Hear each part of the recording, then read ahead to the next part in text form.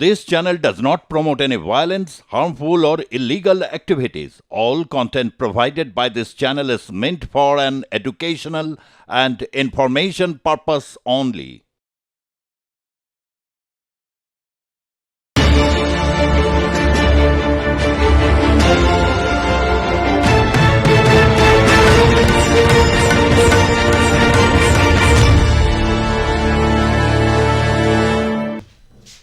শুরু করছি বাংলা জানতে চাই সঙ্গে লাইভ ঋতব্রত। ইতিমধ্যেই গোটা বাংলা কেঁপে গিয়েছে, তার কারণ আমরা জানি নৈহাটির পানির ট্যাঙ্কিতে পরপর 3 থেকে 4 রাউন্ড গুলি এবং তারপর লুটিয়ে পড়লেন এক রাজনৈতিক কর্মী।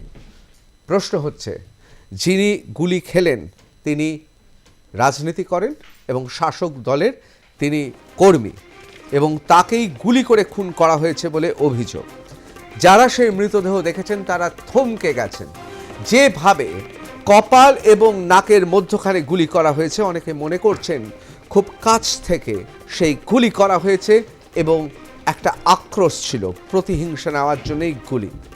এখন প্রশ্ন হচ্ছে, এই গুলিবিদ্ধ সন্তোষকে নৈহাটিতে নিয়ে যাওয়ার পরেও বাঁচানো যায়নি, তার কারণ মারাত্মকভাবে তিনি জখম হন।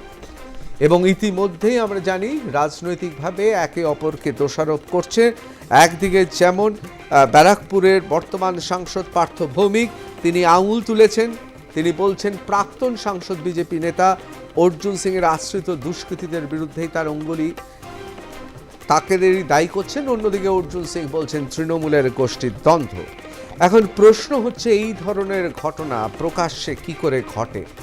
শুধুমাত্র এই একটি ঘটনা নয়, আরও বেশ কিছু ঘটনা। মালদার স্মৃতি এখনো আমাদের টাটকা। সেখানে বাবলা সরকারকে কিভাবে গুলি করা হয়েছে তার সিসিটিভির ফুটেজ গোটা বাংলা দেখেছে। তারপরেও মালদাতে আমরা জানি যে একই ধরনের ঘটনা ঘটেছে। এবং কলকাতাতে আপনারা ভাবতে পারছেন, যেখানে মানুষজন সবাই রয়েছে, জটলা করে রয়েছে, সেখানে একের পর এক মৃত্যুর জন্য আঘাত করা হচ্ছে এক মহিলাকে। এই ধরনের ঘটনা খোদ কলকাতাতে ঘটেছে। জাল পাসপোর্ট নিয়ে ইতিমধ্যেই আপনারা জানেন বেশ কিছু দুষ্কৃতীকে গ্রেফতার করা হয়েছে। সব মিলিয়ে পশ্চিম বাংলায় কলকাতার অবস্থাটা কি? এবং ভুলে যাবেন না, গলফ গ্রিনের মতো জায়গাতে কাটা মুন্ডু পাওয়া গিয়েছিল। অনেকে বলেন কলকাতার সংস্কৃতি বদলে যাচ্ছে। আবার কলকাতায় সল্টলেকে বইমেলা প্রাঙ্গণে এই মুহূর্তে বইমেলা হচ্ছে, বইয়ের উৎসব চলছে কার্যত। ছাপা অক্ষরের দুর্মূল্য বইয়ের জন্য মানুষ সেখানে ঘুরছেন। শনিবার রবিবার সেখানে রেকর্ড পরিমাণ ভিড় হওয়ার সম্ভাবনা প্রবল। একদিকে বই চলছে, একদিকে কবিতা চলছে, একদিকে চলচ্চিত্র নিয়ে আলোচনা চলছে, আর অন্যদিকে গোলাগুলি চলছে। কলকাতার সংস্কৃতি কি বদলে যাচ্ছে? আজকে এ নিয়েই আমরা আলোচনা করব, এবং এই আলোচনাতে আমাদের সঙ্গে যারা রয়েছেন প্রত্যেকে অত্যন্ত কৃতি প্যানেলিস্ট। আমাদের সঙ্গে রয়েছেন মানব লাহা, যুব নেতৃত্ব, সিপিআইএম নেতা, তরুণ নেতা। আমাদের সঙ্গে রয়েছেন অধ্যাপক দীপঙ্কর সরকার। অধ্যাপক সরকারকেও স্বাগত, ভারতীয় জনতা পার্টির মুখপাত্র তিনি। আমাদের সঙ্গে রয়েছেন সত্যজিৎ বন্দ্যোপাধ্যায়, সত্যজিৎ ব্যানার্জি, ডিসি কলকাতা পুলিশ, প্রাক্তন ডিসি কলকাতা পুলিশ। এবং আমাদের সঙ্গে রয়েছে গর্গ চট্টোপাধ্যায়, বাংলা পক্ষের অন্যতম পুরোধা পুরুষ এবং সাধারণ সম্পাদক। আমরা এই নিয়ে আলোচনা করব, কিন্তু আরও একবার আপনাদের দেখিয়ে দেব সেই ভয়ঙ্কর ছবি, অর্থাৎ সন্তোষ যাদবের ছবি। গোটা নৈহাটি শহর, উত্তর 24 পরগনা কেঁপে গিয়েছে।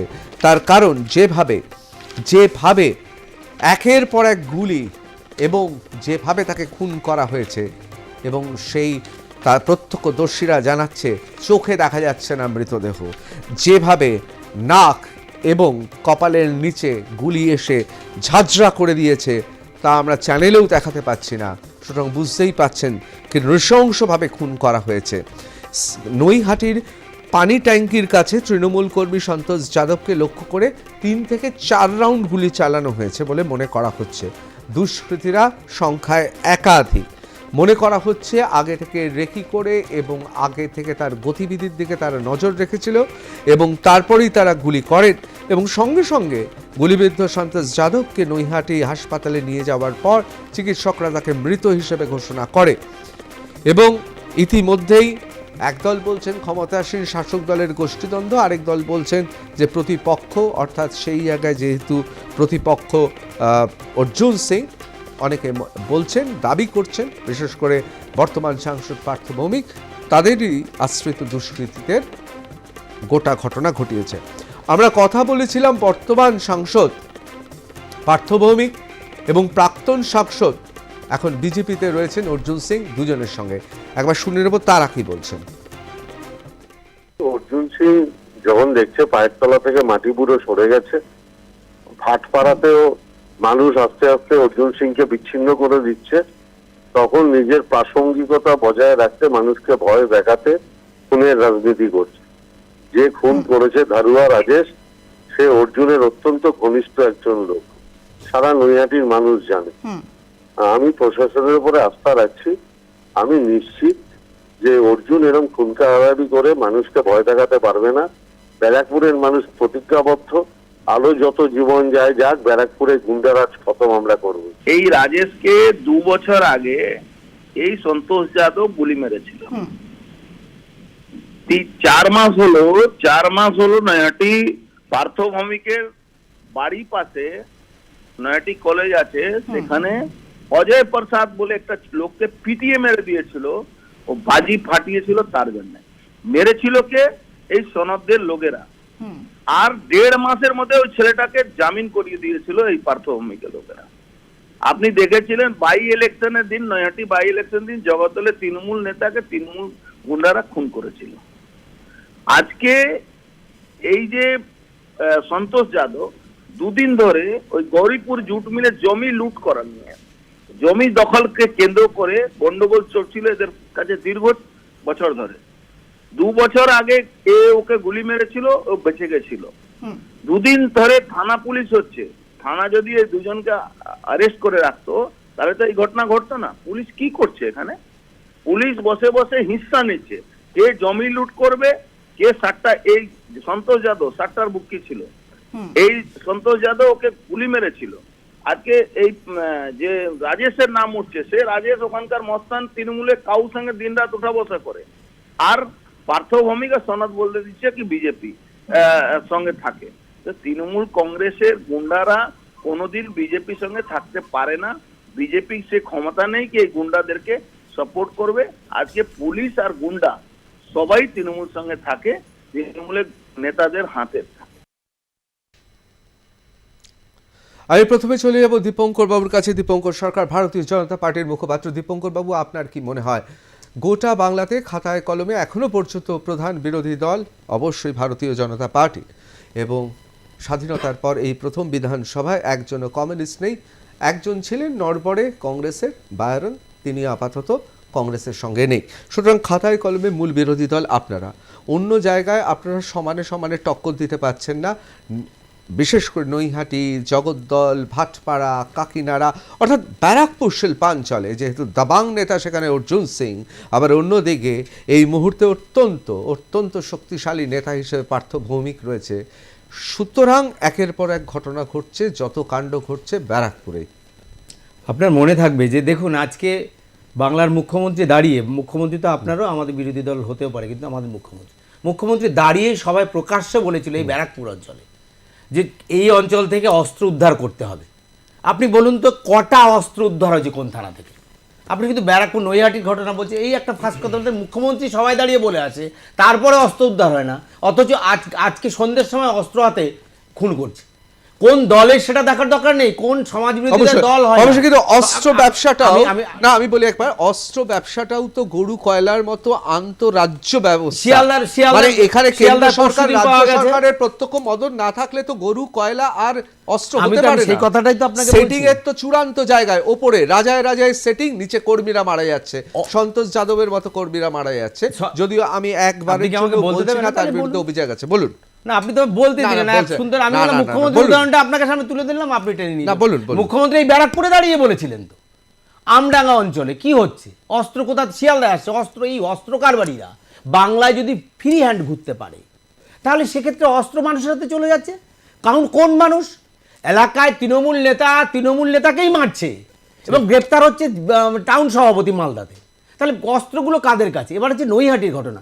একদম পার্থবাবুকে সম্মান জানিয়ে বলছি, তিনি বাংলার প্রাক্তন মন্ত্রী ছিলেন, বিধানসভার সদস্য ছিলেন, মন্ত্রী ছিলেন, তার এলাকা তিনি মন্ত্রী ছিলেন, তিনি মন্ত্রী থাকাকালীন এই যে সমাজবিরোধী, তিনি নাম বলতে পারছেন আজকে, তাহলে এই সমাজবিরোধী যে রাজেশ, ধারুয়া রাজেশের নাম বলছেন, সন্তোষ যাদবকে খুন করেছে, তাহলে ধারুয়া রাজেশের নাম বলছে, তিনি মন্ত্রী হিসাবে কেন একে ধরতে পারেননি?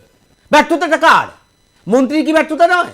এবার মন্ত্রী করবেন না, মন্ত্রী আজকে যখন খুন হয়েছে, সাংসদ হয়েছে, তিনি সাংসদ হওয়ার পরে বলেছিলেন আমার প্রথম কাজ এই ব্যারাকপুর অঞ্চল শান্ত করার নমুনা। তিনি যে এলাকায় থাকেন, যে বাড়িতে থাকেন, যে নৈহাটিতে থাকেন, সেখানে খুন হয়ে গেল তার দলের কর্মী, আমি ধরে নিলাম। তাহলে হলো কেন? কারা দায়ী? অস্ত্র ব্যবসার কারণটা কি? কারণটা হচ্ছে হিস্সা। সব জায়গায় কাটমানি, পুকুর ভরাট, এই যে শুনছিলাম কারখানা জমি ভরাট, এগুলোর সাথে কাটমানি দিতে হবে। কোথায় পাঠাতে হবে? কোথাও এমএলএর কাছে, কোথাও মন্ত্রীর কাছে, কোথাও আবার দেবীর বাড়িতে। তাই এই যে কাটমানির জন্য গণ্ডগোল। তা সমাজ বিরোধীরা, বিরোধী দল বিজেপিতে আছে, আর তৃণমূল বসে রেখেছে, তাকে পুষে রেখে দিয়েছে। বাহ বাহ বাহ! কেন বাইরে রেখেছে?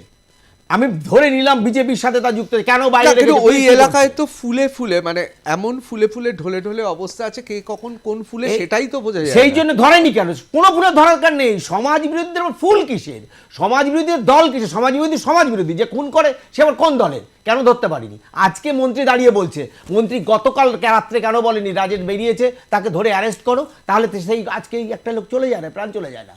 বিরোধী রাজনীতি করলে তার জীবন নিয়ে যাওয়া যায় নাকি? এটা কোন দেশের সংস্কৃতি? মহাত্মাজি যা বলছেন, তাহলে আজকে যে আমাদের ডিজি যিনি রয়েছেন রাজেশ বাবু, তার রাজীব কুমার, ডিজি রাজেশ কুমার আমাদের ব্যারাকপুরে যিনি রয়েছেন, তিনি তো বলেছেন, তিনি তো ওখানে রয়েছেন, তিনি খুনের পরে গেছেন, তিনি জানেন না কে কোথায় করেছেন? তাহলে 2-1.5 মাস আগে জামিন পেয়ে গেল, জামিন পাওয়ার পরে একটা ছেলেকে হত্যা করে দিল, তার জামিনের কেন বিরোধিতা করে পুলিশ পরের দিন আবার অ্যারেস্ট করেনি? অনেকগুলো প্রশ্ন দোষ দিতে হবে বলে বিজেপি নামে বলে দিলাম, এটা কোনো কাজ না বলে মনে হয়। আমি একবার সত্যজিৎ বাবুর কাছে যাবো। সত্যজিৎ বাবু, কোথাও কি মনে হচ্ছে যে ব্যারাকপুর শিল্পাঞ্চলে এই ঘটনাগুলো, এটা তো প্রথম দেখছি না, এরকম ঘটনা আমরা আরো দেখেছি আগে, এবং আজকে যেটা দেখলাম, আপনি অলোক রাজুরিয়া নামটা ভুল বলেছি, অলোক রাজুরি, হ্যাঁ, অত্যন্ত দক্ষ পুলিশ অফিসার, একদম ওনার মধ্যে দক্ষ লোক থাকতে এরকম হচ্ছে। কোথাও কি মনে হচ্ছে যে বিশেষ করে ছবিটা যদি, আমরা তো বাধ্য হচ্ছি কারণ সেই ছবি প্রকাশ্যে দেখানো যাবে না, যেভাবে এই জায়গাতে গুলিটা ছোড়া হয়েছে, অনেকে বলছে যে একেবারে মানে খুব নৃশংসভাবে খুন করা হয়েছে। এবং সন্তোষ যাদব, আমি একবারের জন্য বলবো না যে সন্তোষ যাদবের বিরুদ্ধেও কোনো অভিযোগ নেই, কোথাও কি মনে হচ্ছে গ্যাং ওয়ার স্টার্ট হয়ে গেল, চারিদিকে গ্যাং ওয়ার চলছে? না, ঠিক সেরকমভাবে আমি দেখছি না। একটু বলে নিই। দেখুন, যখন আমরা রেগুলার ডেপুটি কমিশনার ছিলাম, অ্যাসিস্ট্যান্ট কমিশনার ছিলাম, তখনও কিন্তু এই শিল্পাঞ্চল, ব্যারাকপুর শিল্পাঞ্চল, জগদ্দল থেকে ব্যারাকপুর অ্যাডজয়নিং এরিয়া, এটা কিন্তু সবসময় উপদ্রুত এলাকা ছিল। এবং উপদ্রুত করে রাখার কারণটা হচ্ছে রাজনীতিবিদরা। এখানে আমি কোনো ভাগ করছি না, কিন্তু সিপিএম, কেউ কংগ্রেস, কেউ ভাগ করতো, তখন তো আর কংগ্রেস টিএমসি ছিল না, ভাগ করা ছিল। কিন্তু ঘটনা হচ্ছে উপদ্রুত শুধু অর্থনৈতিক রোজগারের জন্য এইটাকে এমন উপদ্রুত অবস্থায় করা ছিল যে প্রত্যেক দিন কম বেশি করে বোমবাজি, লুণ্ঠন, গুলি চালানো, এটা একদম বাধা অবস্থায় ছিল। এটা একটা সাইড গেল। এবার যেই প্রশ্ন আপনি করছেন, তারা কি গ্যাংওয়ার নয়। দেখুন, এখানে যিনি এসছেন এখন পুলিশ কমিশনার সাহেব অলোক রাজা, আমি তাকে ব্যক্তিগতভাবে চিনি। Is a very efficient, very আমরা জঙ্গল মহলেও জানি, এবং প্রুডেন্ট অফিসার, এবং উনি সার্বিক প্রচেষ্টা করছেন এটাকে কন্ট্রোল করার জন্য। দেখুন, একটা কথা ঋতুব্রত, আমি বারবার বলি আপনার চ্যানেলে এসে, যে ক্রিমিনালদের কোনো রাজনৈতিক দলের হয় না।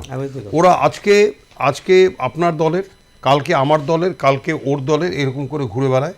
জেনারেলি দেখা গেছে, আমরা যখন রেগুলার সার্ভিসে ছিলাম, তারা শাসক দলের সাথে থাকতে ভালোবাসে, এই কারণে যে তারা কেস কাভারিগুলো যেন না খেতে হয়, পুলিশের যে বায়নাক্কা, পুলিশের যে ঝাড়, সেখানে যেন কম হয়, এবং কেস টেসগুলো যেন কমতি হয়, এইসবের জন্য তারা সবসময় চেষ্টা করে শাসক দলের সাথে সমঝোতা করে চলার এবং থাকার। কিন্তু থেকেও তাদের প্রথম এবং প্রধান কাজ হচ্ছে পয়সাটা রোজগার করা, কারণ প্রত্যেকেই এরা অন্য কোনো কাজ, নিজে থেকে রোজগারের কোনো কাজ নেই, এদের কাজ হচ্ছে লুণ্ঠন করা এবং রাহাজানি করা। তো এখন তাহলে পুলিশের কাজটা কি? পুলিশের কাজ, আমি একটা কথা বলি, দেখুন যে আর্টিকেল 21 অফ দ্য ইন্ডিয়ান কনস্টিটিউশনে যে মানুষের বাঁচার অধিকার আছে, অর্থাৎ মানুষকে বাঁচতে হবে, বাঁচতে দিতে হবে, অর্থাৎ নাগরিক সুরক্ষা, যেটা এই নাগরিক সুরক্ষা হচ্ছে পুলিশের প্রথম এবং প্রধান কাজ। এই নাগরিক সুরক্ষাতে যদি খামতি থাকে, সেখানে পুলিশের ডিউটির কোনো মানই হয় না। আজকে দেখুন আপনি যে সিন দেখাচ্ছেন, যেই ছেলেটার যে মারা গেছে তার যে মুখমণ্ডল বারবার আপনাদের চ্যানেল দেখা হচ্ছে, এটা বিভৎস মুখমণ্ডল। আমি যতটুকু খবর পেয়েছি, মানে আমারও একটা ছোট্ট খবর আছে, সেটা হচ্ছে ওকে মরে যাওয়ার পর তাকে কোনো একটা জায়গায় কোনো জিনিস দিয়ে থেতলানো হয়েছিল, কোনো একটা ভারী জিনিস দিয়ে, ইট দিয়ে ভারী পাথর, এটা তো প্রতিহিংসা, অনেকে হ্যাঁ, বলছেন প্রতিহিংসা। ভারী জিনিস দিয়ে, শুধু ওইভাবে গুলিতে ওইভাবে ওই মুখমণ্ডল ওইভাবে হয় না, তাকে থেতলানো হয়েছিল, ভারী জিনিস দিয়ে থেতলানো হয়েছিল। সেইটা কিন্তু আমি আপনাকে ওপেন বললাম, অবশ্যই। এটা মিলিয়ে নিন। অবশ্যই, এবং অবশ্যই। এই যে আরেকটা কথা বলি, এই যে পরপর ঘটনা এবং মুখমণ্ডলের কিছুটা অংশ ভেঙেও গেছে, ভেঙে গেছে, তার মানে হচ্ছে এত জোরে পাথর দিয়ে তাকে থেতলানো হয়েছিল, একটা 5 ইঞ্চি 9 ইঞ্চির এইটুকু ইট দিয়ে এইটুকু জায়গা ঠিক, কোনো ভাঙে না, ঠিক। একটা ভারী জিনিস দিয়ে চাঙড়, তাকে চাঙড় থেতলানো জাতীয়। হয়েছিল। তো সুতরাং পুলিশের কাজটা কি, ইরেসপেক্টিভ অফ অ্যারেস্ট, এবং অ্যারেস্ট করার পরে তাদেরকে নানা কেসে জর্জরিত করে রাখা, এবং প্রচুর পরিমাণে কন্টিনিউয়াস রেড, মানে আমি আজকে করলাম আবার 2 মাস পরে একদিন রেড করবো, তা না, আমরা যেমন করতাম, আপনি দেখে তখন তো আপনি একটু কম বয়সী ছিলেন, দেখতেন জোড়াসাঁকো, তারপরে তপসিয়া, তিলজলা, ভেড়িয়াপুকুর, এই সব অঞ্চলে কন্টিনিউয়াস রেড। আমরা টোয়ের মধ্যে থাকতাম, টালিগঞ্জ, মানে প্রত্যেক দিন রেড কন্টিনিউয়াস, অর্থাৎ ওদেরকে বসার কোনো সিন থাকবে না। কড়াইয়া পুলিশ স্টেশন, তো অটোমেটিক্যালি অবশ্যই, মানে বেনিয়াপুকুর থেকে শুরু করে কড়াইয়া থেকে শুরু করে, আমি তো পোর্ট এলাকা ছেড়েই দিলাম, সেখানে তো লাগাতার কলকাতা পুলিশের পক্ষ থেকে কন্টিনিউয়াস, এখনো কিন্তু সেটা আমাদের এসটিএফ ডিটেকটিভ ডিপার্টমেন্ট জারি রেখেছে।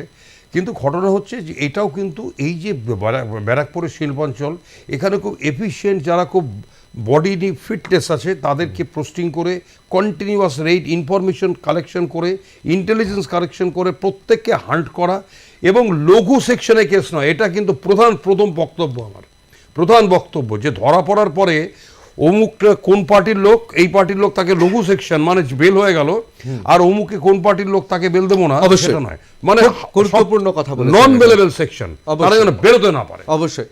আমি একবার মানব লাহার কাছে মানব, আমরা জানি বিধানসভাতেও আপনারা শূন্য এবং আপাতত জেলেও আপনারা শূন্য, আমরা এটা জানি, কিন্তু তা সত্ত্বেও এই ব্যারাকপুর শিল্পাঞ্চল, নৈহাটি, জগদ্দল, ভাটপাড়া, কাকিনাড়া, টিটাগড়, এই ব্যারাকপুর শিল্পাঞ্চল এক সময় অনেকে ম্যানচেস্টারের সঙ্গে তুলনা করতেন, আবার অনেকে তুলনা করতেন যে গোটা এলাকাটাই হচ্ছে একেবারে বামেদের দুর্গ। শ্রমিক আন্দোলনের কারণ, বিভিন্ন আন্দোলনের বহু ভাষাভাষী মানুষ সেখানে রয়েছেন। কোথাও কি মনে হচ্ছে না আপনারা আর কোথাও নেই? না দেখো, প্রথমে একটা কথা বলি যে ওই শূন্য দিয়ে তুমি যখন শুরু করলে, শূন্য দিয়েই বলি, মানে শূন্যটা বেশ মজার সংখ্যায় দাঁড়িয়েছে। আমরা শূন্যে নেই, তবু ব্যারাকপুরে এখন যাকে নিয়ে তো খেলা হচ্ছে ম্যানচেস্টারের মতনই, ওখানে একটা ফুটবল আছে। এখন সেই ফুটবলকে একবার জোড়া ফুলে লাথি দেয়, আর একবার পদ্ম ফুলে লাথি দেয়, তো ওই লাথি খেলা চলে। এখন সব দলই জানে যে এ হচ্ছে সবচেয়ে বড় দুষ্কৃতী। তোমার কথা তো তুমি বললে দাবাং নেতা ওখানকার, তো এই দাবাং নেতার সম্পর্কে সবার অভিযোগ। একটা সময় এই শুভেন্দুবাবুর, আজকে বিজেপির নেতা, বিরোধী দলনেতা, এই অর্জুন সিংকে নিয়ে তার অভিযোগ ছিল। বিজেপির অনেক নেতা এক এক সময় অভিযোগ করেছেন, তৃণমূলের নেতারা আজকে অভিযোগ করছেন। ওনার সম্পর্কে সবাই জানি, কিন্তু তারপরেও উনি সব দলেই আছেন। মানে ফুলে ফুলে ঢলাঢুলি যে গানটা যে কেন হয়েছিল, তার আসল বাস্তবতাটা আপনি যদি মাঝখানে অর্জুন সিংকে দাঁড় করান বুঝতে পারবেন। এখন এই ঘটনার বিস্তারে যদি আপনি যেতে চান, আপনি যতই বলুন না কেন, সত্যজিৎবাবুরা নিশ্চিতভাবে সত্যজিৎবাবুদের সময় তাদের ভূমিকা পালন করেছেন। আমি তো বলবো, সত্যজিৎবাবু যে কথাটা বললেন, কথাটা শুনে ভালো লাগলো যে সত্যজিৎবাবু যে সময়টা পালন করেছেন সেই সময়টা বাম আমলের মধ্যেই ছিল। অন্তত উনি প্রত্যক্ষভাবে হোক বা পরোক্ষভাবে হোক স্বীকার করলো যে বাম আমলে একটা সিস্টেমের মধ্যে দিয়ে প্রশাসনটা চলতো। কিন্তু আজকে সিস্টেমটা কোথায়? অলোক রাজোরিয়া মতন অফিসাররা অনেক যোগ্যতা সম্পূর্ণ হতে পারে, কিন্তু তাদের কাজ করবার জায়গাটা কোথায় দেওয়া আছে কি?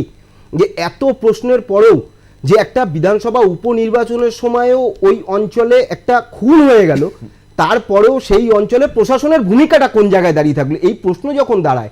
আর যখন এই রাজ্যের মধ্যে দাঁড়িয়ে থেকে যে আইসিইউ এর ভেতরে তৃণমূলের নেতারা বন্দুক নিয়ে চলে যাচ্ছে, আপনি কোনো অঞ্চলে ঘুরতে যাচ্ছেন, সেখানে দেখবেন বন্দুকধারীরা ঘুরছে, কয়লা পাচার থেকে গরু পাচার সমস্ত কিছু সিস্টেমের মধ্যে আছে, জাল পাসপোর্ট সেখানে তৈরি হচ্ছে, সেখানে প্রশাসনের ভূমিকা আছে। তো যে রাজ্যের প্রশাসন আর সরকার মিলেমিশে একাকার হয়ে যায়, ভাগবটোয়ারা একদম নিচ থেকে ওপার পর্যন্ত প্রশাসনের মাধ্যমে প্রশাসনের নিরাপত্তায় চলে। আজকে একটা মজার কথা বলে আমি শেষ করবো, আমি এনাদের মতন এত ভারী ভারী গালগপ্পের মধ্যে যাবো না। মজাটা কোথায় জানেন?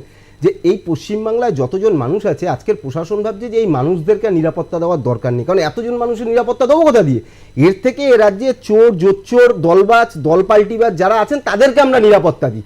যার জন্য আজকে আপনি দেখবেন যে বামামূলে কোনো সরকারে কোনো নেতা বা মন্ত্রীর বাড়ির গেটের বাইরে পুলিশকে অস্থায়ী পিকেট করে বসে থাকতে হয়নি যে সেই নেতাকে আপনাকে নিরাপত্তা দিতে হবে। আজকে আপনি যতগুলো নেতা বা মন্ত্রীর বাড়িতে যাবেন তৃণমূলের সরকারের সময়, আমি আপনাকে বলছি শিক্ষামন্ত্রীর বাড়ি থেকে আরম্ভ করে স্বাস্থ্যমন্ত্রীর বাড়ি সবার বাড়ির গেটে যান, দেখবেন অস্থায়ী ওইভাবে পুলিশ কর্মীরা বসে আছে। বলছে যে মানুষকে তো দিতে পারবো না নিরাপত্তা, তার থেকে একটা চোর বা গুন্ডা বদমাস যারা আছে তাকে বসে সেখানে অবশ্যই খুব গুরুত্বপূর্ণ এখন পর্যবেক্ষণ। পুলিশ সেখানে ব্যস্ত হয়ে আমি গেছে। আসছি বিরতিতে যাওয়ার আগে একবার আমি চলে যাব সরাসরি গর্গর কাছে। গর্গ, কি মনে হচ্ছে আজকের এই ঘটনাটা, নৈহাটির ঘটনায়? আমি একটু আগে বইমেলা থেকে এলাম, আমাদের বাংলা পুকুর স্টল হয়েছে ওখানে, সেখান থেকে এলাম। বইমেলার একটা প্রসঙ্গ তুললে তো, বইমেলা এগুলোকে দেখিনি। এগুলো মানে যে আলোচনা হচ্ছিল ধরুয়া, প্রসাদ, যাদব, সিং, সকলেই দেখলাম এই অ্যাসপেক্টে ঢুকলো না। আচ্ছা, এই মুহূর্তে বিহারে বা ইউপিতে এরকম একটা কোনো নানা ক্রাইম হয় ওখানে, ওখানে কি এরকম একটা প্যানেল এবং একজন সঞ্চালক তার আলোচনা করছে, ঘোষ, দাস, ঠিক আছে, মুখোপাধ্যায়, একটা আলোচনা চলছে কি? এরকম কোনো আলোচনা চলছে? না, এখনো অবধি আমিও দেখি। তুমিও দেখোনি, ঠিক আছে, দেখবেও না। না, কিন্তু হলে কি গর্বিত শোনো, হওয়ার কাল্পনিক কথা নিয়ে আলোচনা করে লাভ নেই। আমাদের এখানে আমরা ত্রস্ত হয়ে বসে আছি বাঙালিরা, ঠিক আছে, সব কাল্পনিক গল্প আর ওগুলো, ওসব দিন শেষ। স্যার করে কথার জায়গার কথা বললেন, আরও কিছু অ্যাড করলেন, ঠিক আছে, বেরিয়াপুকুর, জোড়াসাঁকো, ঠিক আছে, তপসিয়া, করেয়া, কোনো গার্ডেন রিচ, এক্সাক্টলি মানে কি? সব UP, Bihar, Deshwali. So there is a problem, let us acknowledge the problem, ঠিক আছে। আমি শুধু বলছি, তুমি তো এই ঘটনাটা বললে, তো এইখানে একটা অদ্ভুত ব্যাপার হয়েছে। আমি এই কেসটা দেখলাম, ঠিক আছে, এটা হোমিওপ্যাথিক কেস হয়ে গেছে। বিষে বিষে বিষক্ষয়, টিপিক্যালি এটা অ্যালোপ্যাথি হয় বাঙালির এগেনস্টে, এটা হোমিওপ্যাথি কেস হয়ে গেছে। আজকে এটা হোমিওপ্যাথি কেসে ডাকলে, কিন্তু অনেকগুলো অ্যালোপ্যাথিক কেস হয়ে আমি অ্যালোপ্যাথি কেস নিয়ে অবশ্যই আসবো। আবার আপনাদের জানিয়ে রাখি, ডক্টর যেমন আবার ডাক্তারও কিন্তু গর্গ চ্যাটার্জি MBBS করেছে, সুতরাং তার কাছ থেকে হোমিওপ্যাথি, অ্যালোপ্যাথি কেন বলছেন জানবো। এবং তারপরে আরও একটা ঘটনা আপনাদের দেখাবো, বিভৎস ঘটনা ঘটেছে কলকাতাতে। একজন মহিলাকে কুপিয়ে মারা হয়েছে, কুপিয়ে মারা হয়েছে সবার সামনে। দুটি ঘটনা আজকে নৈহাটিতে, সন্তোষ যাদবকে যেভাবে গুলি করেছে দুষ্কৃতীরা, এবং কোথাও ব্যারাকপুর শিল্পাঞ্চল যে এই মুহূর্তে উত্তাল তা স্পষ্ট। একদিকে পার্থ ভৌমিক, অন্যদিকে অর্জুন সিং, দুজনেই দোষারোপ করছেন বিশেষ করে দুজনের গোষ্ঠীর বিরুদ্ধে। ঠিক সেই মুহূর্তে দাঁড়িয়ে আমরা যখন গোটা পরিস্থিতি দেখছি, ব্যারাকপুর শিল্পাঞ্চল, একদিকে নৈহাটি, কাকিনাড়া, টিটাগড়, ভাটপাড়া, জগদ্দল, আবার কলকাতার বুকে আমরা কি দেখলাম, অবশ্যই আমডাঙ্গার কথাও বলবো, কেন বলবো না। আর কি দেখলাম, খোদ কলকাতাতে এক তরুণীকে কার্যত কোপানো হচ্ছে। বাদবাকিরা দেখছেন, কেউ কেউ বাঁচানোর চেষ্টা করছেন, কিন্তু আরেকজন গিয়ে ধরে নিচ্ছেন এবং তাকে কোপানো হচ্ছে। আমরা সেদিকেও নজর রাখবো, নজর রেখে আমরা আলোচনাতে আসবো, কিন্তু আমি এই বিষয়টাও আপনাদের দেখাবো। কিন্তু আমি একবার প্রথমেই চলে যাব এখন যে পরপর দুটো ঘটনা, এবং কলকাতা শহরে পৃথিবীর অন্যতম সবচেয়ে বেশি মানুষের ভিড় হয় সেই বইমেলাও চলছে। আমি একবার চলে যাব অ্যালোপ্যাথি, হোমিওপ্যাথি, অ্যালোপ্যাথি, মানে বিষয়টা ঠিক বুঝতে পারলাম। বিষয়টা খুব সহজ, ঠিক আছে। এখানে দেশওয়ালি ভার্সেস দেশওয়ালি চলেছে, ঠিক আছে। এই যে ধরুয়া, প্রসাদ, যাদব, সিং এগুলো করছিলে। হোমিওপ্যাথি মানে কি? বিষে বিষে বিষক্ষয়, যেটা মেরেছে সেটাও বিষ, যেটাকে মেরেছে সেটাও বিষ। অনেকে আমি একটু আগে যখন ছিলাম, অনেকে বললো বাহ, একটা গেল আর একটাকে বোধহয় ধরবে। আলাম তা না রে, আশপাশের বাঙালি ত্রস্ত হয়ে গেল, কারণ গোলাগুলিতে সে শুধু গোলার আওয়াজ শুনছে, সে কোনো সিনে নেই। এই যে একটু পরে বাইপাসের ঘটনাটা বলে, এটাও দেশওয়ালি, এটা আনসারি, ঠিক আছে। হালাল হোক বা ঝটকা, দিনের শেষে গুটকা, ঠিক আছে। এই তত্ত্ব যে কত সহজ এবং কত সত্য, মহাসত্য, ঠিক আছে। এ দেখো, তুমি এলাকাগুলোর নাম বলে যাচ্ছ, যে গার্ডেন রিচ হোক, তপসিয়া হোক, ঠিক আছে, এগুলো হচ্ছে উর্দুভাষী ইউপি বিহার মূলত। এই যে তুমি যে ভাটপাড়া বলছো, যখন জগদ্দল বলছো, এগুলো হচ্ছে হিন্দিভাষী ইউপি বিহার, কিন্তু ওই একদম same DNA, same DNA same origin. এই যে কদিন আগে যে মালদায় বাবলা সরকার যে খুনটা হলো, খুব প্রেম করে তৃণমূল, ঠিক আছে, যেটাকে তেওয়ারি একখানা, সেটাকে হিন্দি সেল আবার তাদের আছে, ঠিক আছে, হিন্দি সেল, তৃণমূলের হিন্দি সেল আছে, সিপিএমের একটা হিন্দিভাষী সমাজ আছে, বিজেপিটা তো পুরোটাই হিন্দিভাষী সেল সমাজ, ঠিক আছে। তো এই হিন্দিভাষী সেলে একটা ইয়ে করেছিল, সেটাই খুন করলে, এবং তার আশপাশের হ্যান্ডস যেগুলো সেগুলোও দেখলাম ওই, ঠিক আছে। কদিন আগে ইউপির থেকে এসছে আর্মস নিয়ে 4 জন ধরা পড়েছে, কদিন, আমি পুরোই এগুলো 1 সপ্তাহ 2 সপ্তাহের মধ্যে ঘটনা। আরজিকর কেসটা সঞ্জয় রায়, এটা বিহার থেকে আসা, ঠিক আছে, এখনো পর্যন্ত যে কনভিক্টেড। আমি একটা কথা বলতে চাই, অপোজিটটা কখনো সম্ভব অন্য কোনো জায়গায়? তুমি হাওড়া স্টেশনে চলে যাও, অথবা শিয়ালদা স্টেশনে চলে যাও, অথবা আসানসোল স্টেশনে চলে যাও, অথবা এনজেপি স্টেশনে চলে যাও, করে জিআরপির যে ক্রিমিনাল লিস্ট, যাদের এই বদনগুলো ওখানে দেওয়া থাকে, তুমি দেখো 86% বাঙালির রাজ্যে, ওখানে তুমি 10% বাঙালি পাবে না। সব ইউপি বিহার, হিন্দু মুসলমান নির্বিশেষে। যেরকম আমি তোমায় বলছি, সুশান্ত ঘোষের ওপর যে অ্যাটাকটা হলো আমাদের এখানে, যে এই জাস্ট কদিন আগে, ওপেন শুট আউট এই টাইপেরই, ওটাই তো সাম্প্রদায়িক সম্প্রীতি। কিছু হচ্ছে হিন্দিভাষী দেশওয়ালি, কিছু উর্দুভাষী দেশওয়ালি, একদম সুন্দর, মানে ওই মানে একদম মানে পাস করে করে খেলে খেলে একটা বাঙালি কাউন্সিলরকে তারা মারতে গেছিল। আচ্ছা, আমরা কি তাহলে রিপ্লেস হয়ে যাচ্ছি? এই শহরাঞ্চলগুলো, শিল্পাঞ্চলগুলো, যেখানে বেসিক্যালি জায়গা আমরা ছেড়ে ছেড়ে আমাদের দূর করে দিচ্ছে, কাজেরগুলো, এই যে তৃণমূল, এই যে এখানে যে শিল্পগুলো হয়েছে, শিল্পাঞ্চল বলছি আমরা, যে ডানকুনিতে যে লজিস্টিক শিল্পগুলো হয়েছে, এগুলোকে ইউপি বিহার কল্যাণ প্রকল্প। ওখানে বাঙালি নেই কেন? ভূমিপুত্র সংরক্ষণের জায়গাটা হচ্ছে না কেন?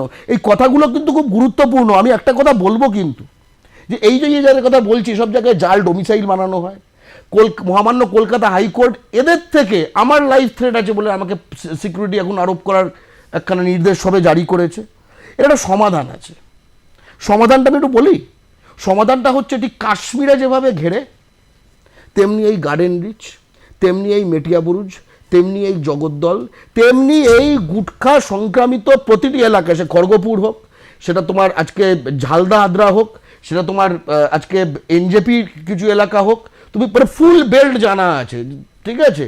চিরুনি তল্লাশি করে কিন্তু একবারে, মানে ওনারা বারবার রেড করবেন, তারপরে তারা যেহেতু ট্রেনে বাসে তারা ঘন্টায় ঘন্টায় মিনিটে মিনিটে আরো আসবে, এটা হতে পারে না। একটা কথা বলি, এবং এই যে পুলিশের রেডটা হবে না, উইথ অল ডিউ রেসপেক্ট, এর ওপরে কিন্তু কোনো খুব এফিসিয়েন্ট যাই হোক, বাঙালি আইপিএস থাকতে হবে। ওইসব বাজরিয়া কাজরিয়া এইসব হলে হবে না, ঠিক আছে। তা না হলেই কিন্তু গল্প অন্য। এ দেশওয়ালি প্রেম অন্য জিনিস। স্পষ্ট কথা, আদমি তারাও, মানুষ বাঁচাও, মজদুর ভাগাও, শ্রমিক ঢোকাও। আমি ওনার বক্তব্যের ব্যাপারে আমি কিছু ইন্টারফেয়ার করছি না, তো আমি 2-3টে কথা একটু বলি, যে এই ঘটনাটা ঘটেছে, এটাই তো আসল আলোচ্য আমাদের। অবশ্যই দেখুন, এই বেসিক্যালি, তার আগে একটু বলে দিই, মানব কিছু মনে করবেন না, আমাদের বামফ্রন্টের সময় কিন্তু আমাদের বড় বড় মন্ত্রীদের বাড়ি গার্ড দিতে হয়েছে। ইন্দিরা ভবনকেও গার্ড দিতে হয়েছে, পাম এভিনিউকে আমাকে গার্ড দিতে হয়েছে, তারপরে মুখ্যমন্ত্রী, মানে বলছি তা বাদে স্পিকারের বাড়িতে গার্ড দিতে হয়েছে। আমি বলে দিচ্ছি বামফ্রন্টের, আমি বলে দিচ্ছি দেবেশ দাসের বাড়ি, আমি বলে দিচ্ছি মানব বাবুর বাড়ি। এখানে তো সেই রকম সবার বাড়িতে নয়, কিন্তু এখানেও সবার বাড়িতে নয়, তারা অ্যান্টি সোশ্যাল দিয়ে গার্ড করবে হয়তো, কিন্তু এখানেও তখন আমাদের গার্ড দিতে হতো, কিন্তু এটা কিন্তু ফ্যাক্ট। আরেকটা কথা বলি, দেখুন, এই যেই ঘটনাটা আজকে হয়েছে, এই পরকীয়া প্রেমের ব্যাপারটা, অ্যাকচুয়ালি ছেলেটা এখানে কাস্টের কিংবা নামের মধ্যে ঢুকবেন না, আপনি সমস্যাটার মধ্যে ঢুকুন। তার ছেলে 15-16 বছরের, 17 বছরের ছেলে, তাকে তার মা বুঝিয়েছে যে তোমারা পিতাজি দুসরা লড়কি কো সাথ চলা যাতা হ্যায়, এই তো বুঝিয়েছে। বোঝানোর পরে তাকে কনভিন্স করার পর তারপর সে অ্যাকশনে নেমেছে। অনেক তার সম্পূর্ণ তার কোথায় যাচ্ছে না যাচ্ছে প্রত্যেকটা কভার করে তাকে গিয়ে গাড়িতে জিপিএস ছিল। আমরা এক নজরে দেখে নেব আমাদের আর প্লাস নিউজে আমার সহকর্মী রিপোর্টার, আর প্লাস নিউজের প্রতিনিধি সঞ্জনা লাহিড়ী আজকে ঘটনাস্থলে ঘুরে দেখেছিলেন। একবার দেখে আমি চলে আসছি আপনার কাছে।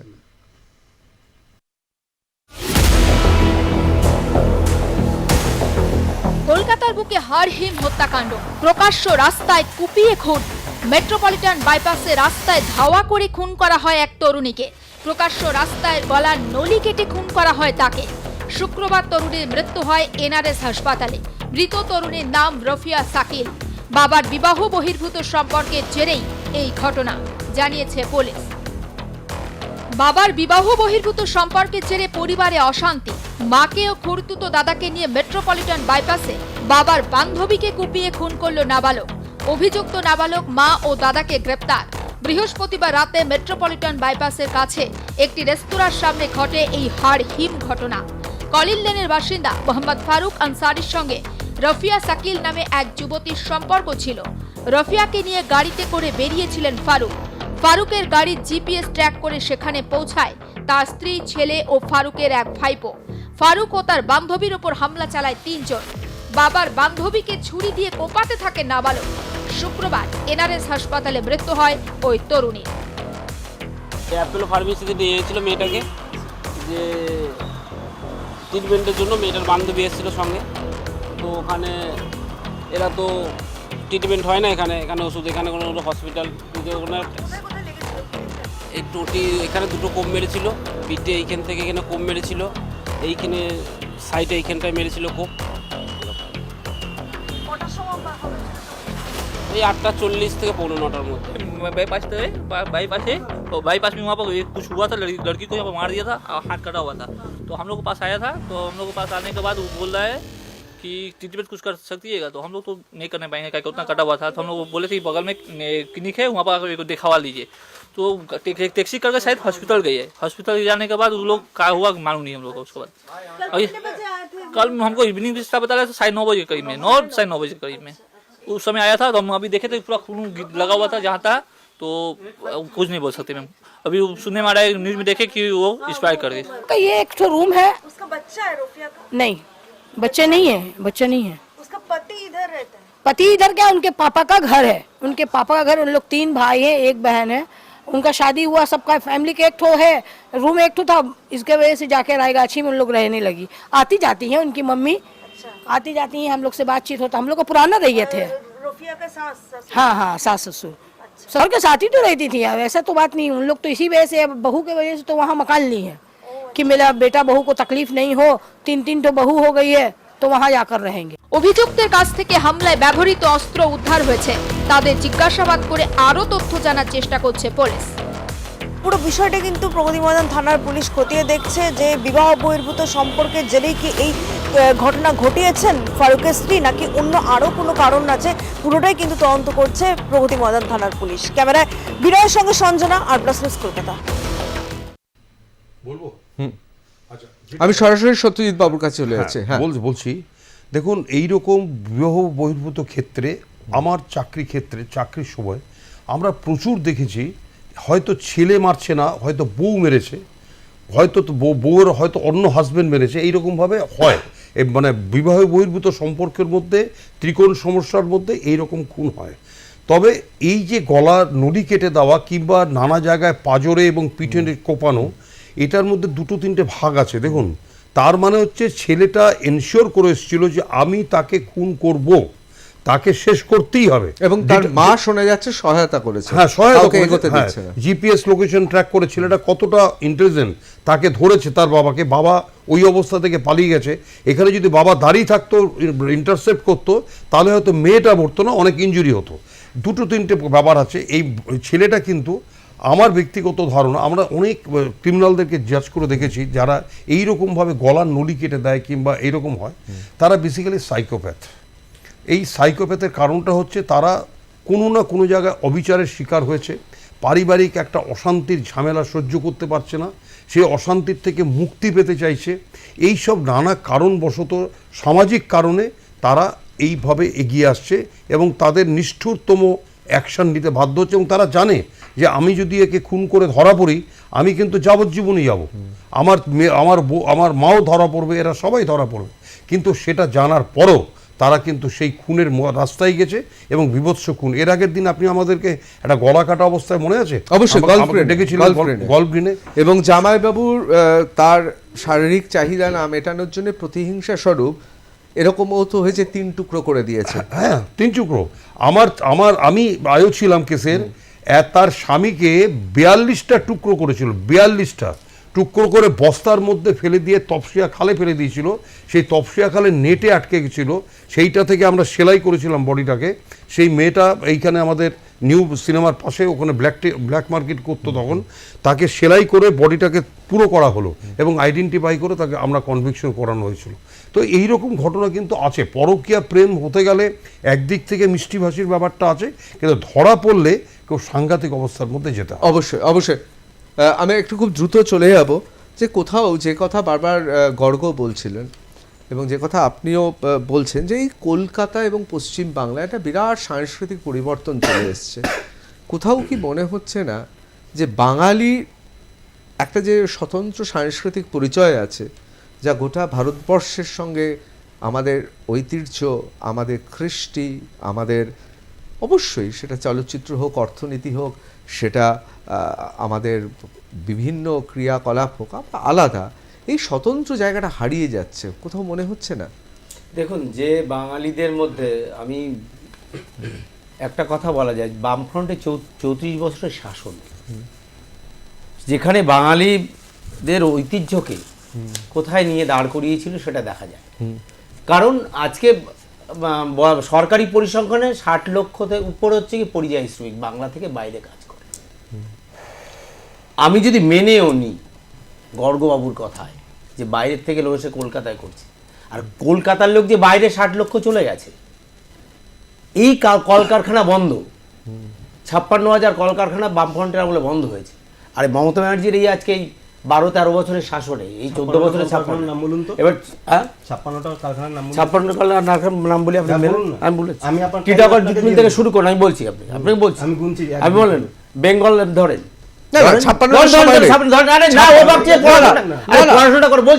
আমি ধরে নিলাম কিন্তু আমি ধরে নিলাম, ধরুন বামেদের অপশাসন জন্যই তো আপনারা স্পন্সর করেছেন, টাকা দিয়ে তো আরেকটা রাজনৈতিক দল তৈরি করিয়েছে। আমি তো মানছি 14 বছরে এই যে শাসন পুরোটাই সেটাকে টেনে লম্বা করে নিয়ে গিয়ে সেই চোর, দুর্নীতি, বালিচোর, কয়লা চোর, পাথর চোর সরকার চালাচ্ছে। এই বাংলার ছেলেরা যাদের চাকরি পাওয়ার কথা, আজকে বিহারিরা যে চাকরি করছে, আমি মেনে নিলাম, বাঙালিরা পায়নি কেন? কেন সেই সময় চাকরির ক্ষেত্রে দেওয়ার ক্ষেত্রে বাঙালিদের ক্ষেত্রে অনিয়া ছিল? এর জন্য কি বিজেপি দায়ী? মোটেই দায়ী না। তাহলে বাঙালির সংস্কৃতি বিজেপি দলটাই তখন হয়নি যখন তুমি যে ভাই পড়াশোনাটা করো। আমি বলে 80 সালের আগে তোমার, ঠিক আছে তুমি অনেক কিছু প্রমাণ করবে, করো তোমার বেলার পরে তুমি করো, আমি এই যে যেভাবে নষ্ট করেছি, বাঙালির বোন ভেঙে দিয়েছে, মেরুদণ্ড ভেঙে দিয়েছে এই বামফ্রন্ট। আর এরা এই তৃণমূল বামফ্রন্ট, এই চোর চাচা সিটিংবাজ করে বাঙালি তাদের যোগ্যরা মাঠে বসে আছে, এখনো ধর্নায় বসে আছে। সরকারি চাকরিজীবীরা যারা ইয়ে পাচ্ছে না, তারা 3 বছর বসে আছে। প্রাইমারি ট্রেড থেকে শুরু করে সব রাস্তায় বসে আছে, যোগ্যরা রাস্তায়, আর হচ্ছে কি চুরি চাষরে চুরি টাকা দিয়ে চাকরি পাচ্ছে। তার সত্ত্বেও আপনাদের কেন্দ্রীয় নেতৃত্ব বুঝতে পারছে, কেন্দ্রীয় কি বুঝবে? কি বুঝবে? ভোট আসলে 1000 টাকায় ভোট দিয়ে চলে যান। আর গর্গবাবুর মন্ত্রীরা তৃণমূলের টাকা দেওয়া হয়, লুকিয়ে তো প্রেস কনফারেন্স না করে টাকাটা দিয়ে দেওয়া হয়। কেন দেওয়া হয়? সেটিং এর এই যে পর্যায়ে পৌঁছে গেছে, মানুষ সামনে মাথায় দিচ্ছে, লুকিয়ে দেবে কেন? সরকারি ভাতাই দিচ্ছে তো, 1000 টাকা ভাতা তো সরকারি ঘোষণাভাবে দিচ্ছে। আমি বলছি কেন্দ্রের অনুদানগুলো তো লুকিয়ে লুকিয়ে আপনারা দেন। আমরা বন্ধ করে রেখেছি, এক্ষুনি বলবেন তো। না বন্ধ, এখনো তো বন্ধ, এটা তো দিতে পারেনি বলে বন্ধ বলে তো রাস্তায় নেমে বলছে বন্ধ করার জন্য। তো আপনিই বলবেন এই যে তোমরা এদের ভোট নাও, আমরা এই ভোট নাও, এতে জানি আমি দুপক্ষের লাভ হচ্ছে, কিন্তু এই যে সেটিংটা, এটা কোথাও তো বাংলার বাঙালিকে শেষ করে দিচ্ছে। অনেকে বলে আপনারা বাংলা চান কিন্তু বাঙালিকে চান না, এটা তো আপনাদের ধারণা। আমি তো বললাম এই 60 লক্ষ পরিযায়ী শ্রমিক বাইরে গিয়ে কাজ করছে, আমরা যদি এরকম ধরে ধরে বেরোতে যাই, সেই 60 লক্ষ থেকে কেন আসবে? কেন এই সংকীর্ণতা? ভারতবর্ষে এই সংকীর্ণ জায়গায়, কিন্তু যোগ্যতার মধ্যে প্রমাণ করতে হবে। যোগ্যতার মধ্যে প্রমাণটা, মেরুদণ্ডটা ভেঙে দিয়েছে শিক্ষার। এই যে বাঙালির যে করার জায়গা ছিল, বাঙালির যে ঐতিহ্য ছিল, বাংলার যে সততা ছিল, সেটা যদি সারা দেশ সম্মান করত, আজকে সম্মানটা নষ্ট করা করেছে। আমি মানছি উত্তরপ্রদেশে আপনারা যে সত্যি উত্তরপ্রদেশে আপনারা কোনো সংকীর্ণতা দেখান না। উত্তরপ্রদেশের মানুষ খুব ভালো আছে, সমস্ত শ্রেণীর মানুষ খুব ভালো আছে, এটা আমরা জানি, মানে এই নমুনাগুলো দেখেছি। কিন্তু পশ্চিমবাংলার বুকে দাঁড়িয়ে এখনো আপনাদের কেন্দ্রীয় নেতৃত্ব তো কিছু করতে পারছেন না। যদি এত এত রাজ্যে খারাপ হয়, এত যদি ঘটনা ঘটে, আজ অবধি তো কোনো কিছু করতে দেখলাম না। আমরা কি করব? আপনার কেন্দ্রীয় ভোট সরকার আসলে কিছু করতে, ভোট আসলে আমরা লড়ে সিট বের করলাম, যতটা আমাদের আজ আশা অবধি ছিল কেন্দ্রীয় পাবো, সরকার, পাই। আজকে অবধি আরে কেন্দ্রীয় সরকার আমরা তো কিছু জোর করেনি। করে করবো না, আমরা তো 356 করবো না কংগ্রেসের মতো, সরকার ভেঙে দিয়ে দখল করা, এটা করবো না আমরা। এটা পলিসি নয়, কারণ গণতন্ত্রে ভোটই শেষ কথা বলে, এবং যারা পায় না, এই যারা জিরোরও মূল্য আছে। আপনি 0-0 বলছেন না, বামফ্রন্টের 0, কিন্তু তারও একটা মূল্য আছে, গণতন্ত্রের 0-র একটা ভালো মূল্য লাগলো আছে। এটা। আপনি পলিটিক্যাল সায়েন্স রাষ্ট্রবিজ্ঞানের অধ্যাপক হিসেবে আপনার বেরিয়ে এসছে, অবশ্যই। আমি একবার চলে যাই খুব দ্রুত। হ্যাঁ, একদমই চুপ ছিল, খুব দ্রুত অ্যান্সার দেবো। সেটা হলো গগবাবু বলবার সময় বলেছেন, আমার কোনো আপত্তি নেই, একদম পশ্চিমবাংলার সংস্কৃতি ফিরে আসবে, পশ্চিমবাংলায় বাংলা ভাষার প্রচলন হবে, পশ্চিমবাংলায় বাংলা ভাষীরা থাকবে, একদম ভালো কথা, খুব ভালো কথা বলেছেন। এখন সমস্যা হলো দুষ্কৃতি বা দুষ্কৃতীদের কোনো ভাষার রং হয় না, জাতির রং হয় না। গর্গবাবু বলবার সময় বলছিল যাদব ঠাদব প্রসাদ, গর্গ না, গর্গ ভাই, আমি বাঙালি, আচ্ছা। হিন্দুস্তানি না। আচ্ছা, গর্গবাবুরা বলছিলেন, গর্গবাবুরা গর্জন করে বলছিলেন, তো ওই যাদব প্রসাদ এরা অনেক কিছু করেছেন, আমার আপত্তি নেই, করেছেন, একদম ভালো করেছেন। এখন যদি পশ্চিমবাংলায় যদি ওই ধর্ষণের উনি ব্যাপারটা বললেন না কেন, আমি একটু আশ্চর্য লাগলো। হাঁসখালির ঘটনায় যে ধর্ষক গ্রেপ্তার হয়েছে সে বাঙালি। বাঁকুড়ায় তৃণমূলের যে ব্লক সভাপতি সোমনাথ মুখোপাধ্যায়, যিনি লাগাতার ধর্ষণে গ্রেপ্তার হয়েছে, তিনি বাঙালি। কামদুনি কাণ্ডে যারা গ্রেপ্তার হয়েছে তাদের মধ্যে 2জন বাঙালি, এবং লাগাতার যে ধর্ষণের ঘটনা, শেষ যে ধর্ষণের ঘটনা, তাতেও যারা গ্রেপ্তার হয়েছে। কামদুনিতে কার কথা বলছেন? কি কি নাম? কামদুনি সবকটাই না না, কামদুনিতে কি নাম, বা হাঁসখালির নাম কি? হাঁসখালিতে ওই গোয়ালিয়ার কিছু একটা নাম আছে, আমি তোমাকে না, আমি ঠিক আছে, ঠিক আছে, আমি নামটা বলে দিতে পারি, তুমি বললে। আমার বক্তব্যটা হচ্ছে, কোথাও কি মনে হচ্ছে যে শিক্ষিত মধ্যবিত্ত বাঙালি, সেটা হিন্দু হতে পারে, মুসলিম হতে পারে, আমি সেই কথাটাই তাদের বলছি, যে একটা যারা সাংস্কৃতিক জগৎ অন্যায় আছে, করে, যারা সেই অন্যায় জগৎটা করে, পুরোপুরি এখন নষ্ট হয়ে গেছে। যারা অন্যায় করে তাদের কোনো রং হয় না, তাদের কোনো দল হয় না, তাদের কোনো জাতি হয় না, তাদের কোনো ভাষা হয় না, দুষ্কৃতি দুষ্কৃতিই হয়। যে কথাটা বলছিলেন সত্যজিৎবাবু একদম বলেছে। আমার কাছে আজকে আলোচনার বিষয় এটা নয় যে সে পরকীয়া করে মরেছে না পরকীয়া না করে মরেছে, না তার অন্যভাবে মৃত্যু হয়েছে। আমার কাছে আলোচনার বিষয় এটা যে পশ্চিমবাংলার মতন জায়গায় দাঁড়িয়ে এইরকম ভয়ানক ঘটনা ঘটে গেল, কেন ঘটলো? যে পশ্চিমবাংলার মাননীয় মুখ্যমন্ত্রী এই কথা বলেন যে রাত্রেবেলা 12টার পরে মেয়েদেরকে কাজ করতে হবে না, মেয়েরা ঘরে বসে থাকুক। উনি একজন মহিলা, সেই পশ্চিমবাংলায় এরকম নৃশংস ঘটনা মহিলাদের ওপর হবে, এটাই তো খুব স্বাভাবিক। নাইট ডিউটি দিতে হবে না, নাইট ডিউটি উনি, আমার তো মনে হয় যে রাত্রি 12টার পরে আমাদের বাংলাদেশের মুখ্যমন্ত্রী থাকে না। দুবার যেহেতু আমার রেফারেন্স টানা হয়েছে, আমি কটা কথা বলতে চাই, এগুলো বোঝা দরকার বাঙালি, ঠিক আছে? প্রতিটি বাঙালি শোনো, পৃথিবীতে ধর্ষণহীন কোনো জায়গা নেই। যে কোনো এলাকায় যখন ধর্ষণ হয়, সব এলাকায় কি হয়, ধর্ষক তো আকাশ থেকে পড়ছে না, ধর্ষক সেই মাটিতেই জন্মাচ্ছে। ইম্পোর্টেড ধর্ষক এই বাংলায় পাওয়া যায় অবশ্যই, হাঁসখালি, কামদুনি, ঠিক আছে? তোমার একদম এখান থেকেই সব মাঝখানে কথা বলবে না, মাঝখানে কথা বলতে এই অসুবিধাগুলো আমরা বাঙালির অভ্যস্ত না। আমি ওটা জাস্ট সমস্যা হচ্ছে খালি নামটা ব্রজগোপাল গোয়াল, ঠিক আছে, ঠিক আছে, যা হোক, ঠিক আছে, একদম বৈষ্ণব সমাজে, আর যে সমাজেরই হোক, এটা কোনো কথা হলো না। ওই বাঙালি সমাজই তো কথা বল ভাই, তুমি মাঝখানে কোনো কথা বলতে, সমস্যা হচ্ছে এদের কিছু একটা। ধর্ষণ, তুমি ইউপিতে গিয়ে দেখো ধর্ষকরা কারা ইউপির, তুমি আজকে তামিলনাড়ুতে গিয়ে দেখো ধর্ষকরা কারা তামিল। এইখানে যে একের পর এক কেস, যেটা আমরা এইখানে R+ এখানে আলোচনা করেছি, বাংলায় ধর্ষণ হয়েছে, বাঙালি ধর্ষণ করেছে, বাঙালি সকলে ধোয়া তুলসী পাতা না, কেউ এই দাবিটা করছে না। কিন্তু বাইরের রাজ্য থেকে এসে এই যে করছে, আমি বারবার এই চ্যালেঞ্জটা করেছি, কয়েক বছর ধরে করছি। আচ্ছা দেখো, তারা বাঙালি গিয়ে একটা ইউপি বা বিহারে একটা ধর্ষণ করে এসছে, করলেও বিষয় নিন্দা করে ভাই, মাঝখানে বাঙালি হয়ে বাংলার মহিলাদেরকে ধর্ষণ করতে পারে, বাঙালি বলেছে বাংলার মহিলা ধর্ষণ করবে, কেউ বলে না, প্রধানমন্ত্রী এটাই বোঝাচ্ছে। চুপ কর,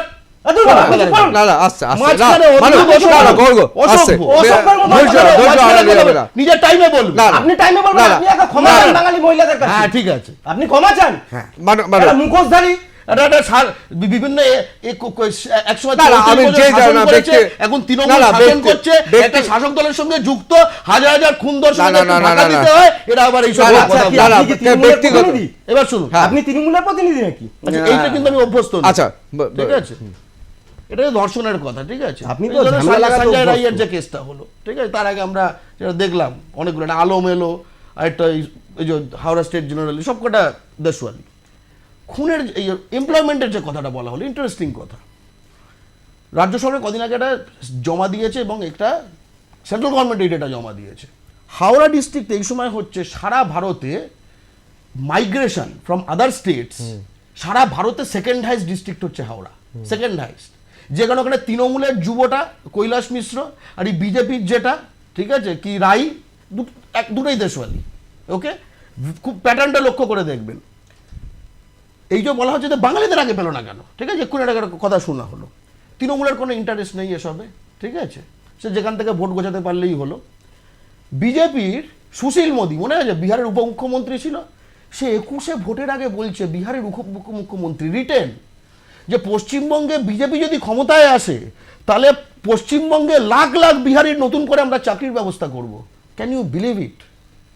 তার মানে পশ্চিমবঙ্গে বিজেপি ক্ষমতায় আসার তারা কিসের সঙ্গে তারা অ্যাকচুয়ালি দেখে। এবার আমি এই এতক্ষণ এই যে তৃণমূল এগুলো খোঁজা করা হচ্ছিল না বিজেপির যিনি তিনি করছিলেন, এই তো ক্যামেরা হচ্ছে, এমনি ক্যামেরাতেই একসময় দেখা গেছিল স্যান্ডো গেঞ্জি পরে ববি হাকিম আর ওই প্যাকেট নিয়ে শুভেন্দু অধিকারী, তৃণমূলের ববি হাকিম, তখন তৃণমূল শুভেন্দু অধিকারী, এখন বিজেপির শুভেন্দু অধিকারী, টাকা নিচ্ছিল নারদা কেসে।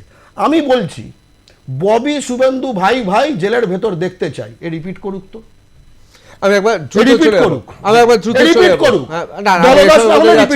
আমার কোথাও কি একটা বিরাট সামাজিক পরিবর্তন ঘটছে পশ্চিম বাংলায়? ঋতুব্রত, দেখুন, আমরা যখন এখানে আলোচনায় আসরে আসি কাউকে দাগিয়ে দেওয়া উচিত হবে না, এটা একটা আমার মত। না না, আমার দেখুন, আমি কাউকে ব্যক্তিগতভাবে আমি প্রশাসনিক না, আমাদের সবাই একেবারে হচ্ছে না, এখানে দাগিয়ে বাঙালি মহিলা বলে বাঙালিকে ধর্ষণ করতে পারে, আমি বাঙালিকে ধর্ষণ করতে পারে, এটা না বলে বলেন আমি এক মিনিট কেউ বলেন না, ও বাঙালিদের ধর্ষণ করে সমর্থন করছে, আপনি এটাকে সমর্থন করছেন? আমি এক মিনিট কে সমর্থন করেন? এটা এই রেকর্ড তো আপনি বলে কথা দেখো করছে না, একবার চলে আবার দেখাও যদি সৎ সাহস থাকে, দেখাও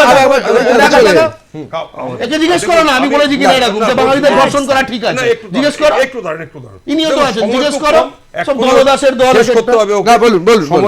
সময় খুব কম, যেটা আমার বক্তব্য সেটা হচ্ছে দল করে করো, বাঙালিদের বাঁচা, তার তো যোগ্যতা নেই, তৃণমূলের না, আমরা আমাদের শেষ করতে না, আমি আসছে দীপঙ্করদা আসছে আমাদের শেষ করতে হবে, আসছে গর্গ আসছে দীপঙ্করদা আসছে, দীপঙ্করদা আসছে শেষ করে আমাদের সময় একেবারে শেষ। কিন্তু এটা খুব পরিষ্কার, পর এতগুলো ঘটনা ঘটছে, এতে বিশেষ কাউকে যেমন দাগিয়েও দেওয়া যাবে না, কারোর প্রতি বা কোনো গোষ্ঠীর প্রতি বিদ্বেষমূলক বক্তব্য তাকেও আমরা সমর্থন করি না। কিন্তু এটা পরিষ্কার যে বাংলা মধ্যবিত্ত, সেটা শুধু বাঙালি নয়, বাঙালি অবাঙালি বিভিন্ন ভাষাভাষী বিভিন্ন ধর্মের মানুষ, যে মধ্যবিত্ত মানসিকতা ছিল, কোথাও যেন সেই মানসিকতাটা এই মুহূর্তে পশ্চিম বাংলায় কোথাও যেন তার একটা অল্পতা এবং শূন্যতা গ্রাস করেছে। একদিকে বইমেলা, অন্যদিকে এরকম মৃত্যুর মিছিল। এবার বাংলা এবং অবশ্যই বঙ্গবাসীকে ভাবতে হবে সত্যি আমরা কোথায় আছি। বাংলা জানতে চাই সঙ্গে লাইভ ঋতুব্রত এখানে শেষ করছি। আমি আপনাদের সবাইকে অবশ্যই আপনাদের বক্তব্যের জন্যে আমি বিভিন্ন দৃষ্টিভঙ্গির বক্তব্যের মধ্য দিয়ে আমরা ঋদ্ধ হয়েছি, আপনাদের ধন্যবাদ জানাচ্ছি। বাংলা জানতে চাই সঙ্গে লাইভ ঋতুব্রত এখানে শেষ করছি। অন্যান্য খবরের জন্য চোখ থাকুক আর প্লাস নিউজে, সবার আগে সবার পাশে।